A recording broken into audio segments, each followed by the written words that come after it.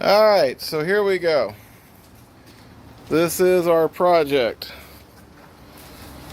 A 2003 Range Rover HSE. It is humongous. It has the 4.4 BMW V8. It's a non-run and drive. Clean title. We just got it at the house, put the new battery in it, and the lights came on, which is amazing. It's pretty clean. Does need some interior work though. Needs a little interior work, but it's pretty, for the most part, it's good. It's pretty darn clean. Not a scratch, not a ding, not a dent on the body. It is very well taken care of. One owner. And our job is to bring this beast back to life so that my son has a car for his junior year in high school. So, without further ado, Jamie, let's see if it starts.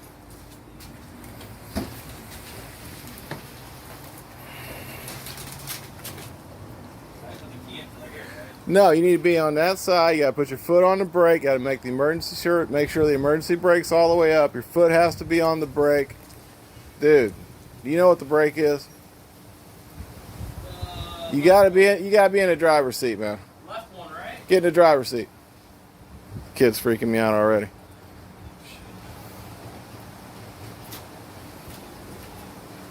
It's the left pedal.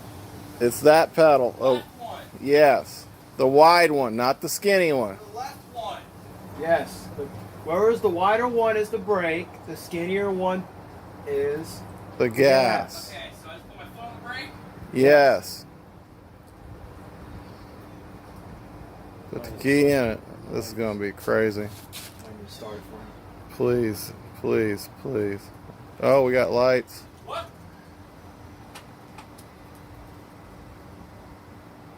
Something's happening. We have. It's not on. There's stuff going.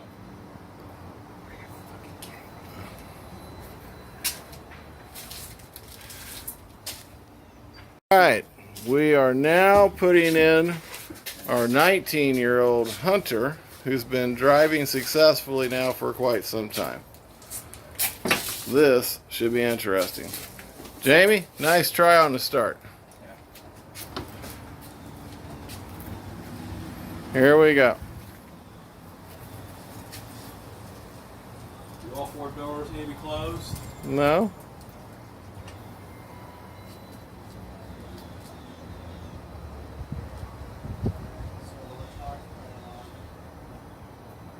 Are you trying to start it? Yeah. What's it doing? Nothing? It's just turning everything on. Air suspension's active. I already know all that. Yeah. This is not going according to plan. Of course, we knew we were going to have some issues. Alright. Try this again. Now, hold on a second. Do I need to hit those? Oh, No. You just need to turn the key, man. yeah. Alright.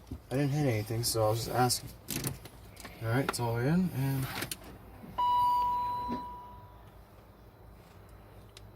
What? You are very I shitty. hear it. I hear it. Okay, so... Quiet. Turn it.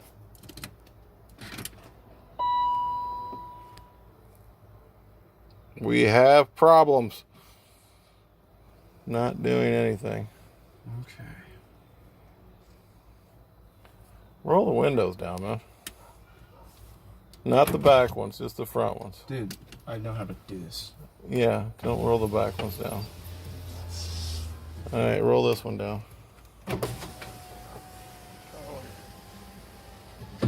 right, cool. Try to start it.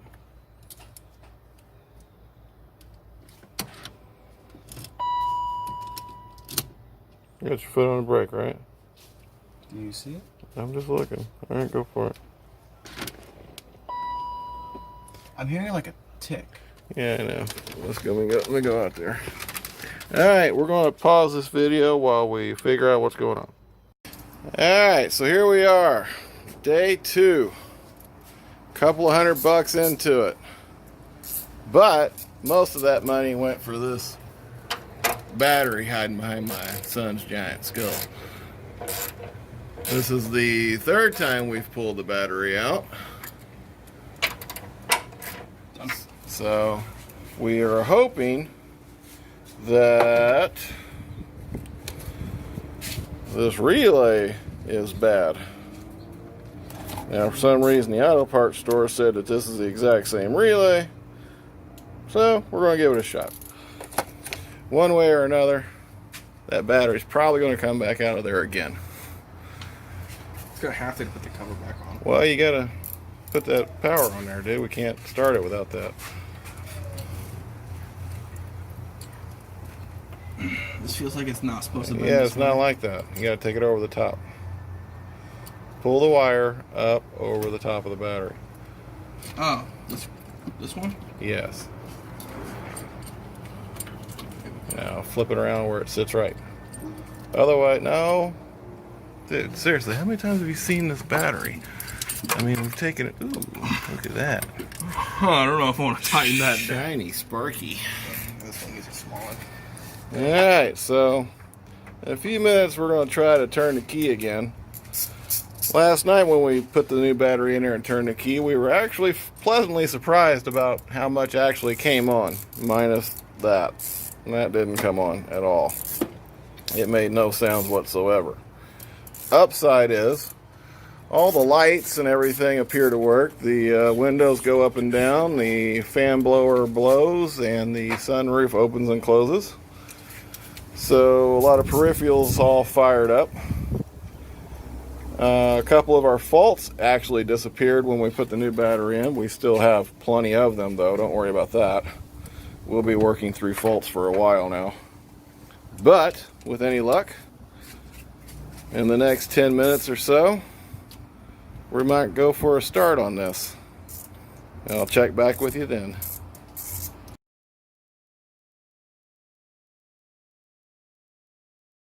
Alright, so what we've established is that the starter relay does not appear to be getting any power. So, what we've done is, where the heck did that thing go? Oh, right here. This piece right there was connected all the way down there in the very bottom. So it was virtually impossible to do anything with this while the battery was in it. So it was basically put the battery in, take the battery out, put the battery in, take the battery out. So I decided, hey, let's just make it to where this can sit on top of the battery so we can play with it. Somewhere around here is the actual relay which plugs into that. Hopefully we'll remember where we put it and be able to start messing around with it better. So now we're putting all this all back together again. We're going to drop the battery back in it, hook it all back up, and then we can start playing around, because what's occurring is these two black wires right there are not sending or receiving any power to the relay, which goes to the starter. We haven't figured out why there's no power going to this yet, but what we are going to try to do is jump it over and at least get that to make a sound. If we can get it to turn over and start rumbling, then all we know is we have to start tracking backwards from these two wires wherever they end up at and see why there's no power going to it. So that's where we're at. I'll check back in with you in a little bit. It's alive! It's alive! Oh my God. We have fire. Now we're cooking with gas. Alright guys, so here's what we did.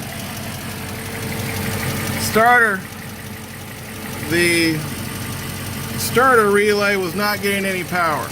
So what I did is I rigged up this extremely sketchy jumper here, and I touched that black wire on the back. That sent the signal to the starter, and this vehicle has not ran in 2 years. 2 years. It started and fired over and is running exactly the way you see it now in about 1 second. Literally the second we touched that wire, the motor fired up and ran. Amazing. Absolutely amazing. So we do have life in this vehicle. Our $1,000 Range Rover is running. And it appears to be running. Oh, turn it off, turn it off, turn it off, turn it off. Uh-oh. We have a problem. Okay, day 3 of our $1,000 Range Rover rebuild. So yesterday ended on a fairly sour note as she decided to puke up pretty much all the oil inside of her and created one hell of a mess, some of which we're still dealing with. But I think it deserves a backstory. This is a one-owner vehicle, and the owner decided he was tired of going to a Land Rover dealer in order to get all of his service work done, so he started going to another garage. Something happened along the way where they went to put a new transmission in it for him, and they cracked the block during the transmission / new starter install. Needless to say, the owner was not thrilled, so the mechanics had to buy this at fair market value. So there it sit for 2 years. Well, over 2.5 years. Motorcycle. So it's set for 2.5 years. They tried to sell it for $3,500, nobody took it. Tried to sell it for $2,500, nobody took it. Offered it to me for $2,000, I didn't take it. And then right as I went to leave, the guy looks at me and goes, "I'll give you you can have it for $1,000. Just get it off my lot." And I just couldn't pass that opportunity up, because he threw in everything, including some 23-inch dubs with new tires on them, a new transmission, new starter, a brand new Pioneer stereo system. Basically, he threw the works at me just to get this thing off of his lot. So that's where we're at right now. So after 2.5 years of sitting, it fired up perfectly, and then that incredible engine block crack that I had heard so much about showed up. So today our plan is jack this thing up, get it up on jack stands, drop the transmission, and evaluate the crack on the block. If it can be welded, we're going to weld it. If it needs to be replaced, then we're going to replace it. Just for giggles, we're going to cut to a couple of photographs to show you what this thing looked like when he tried to sell it for $3,500. Cut the photo.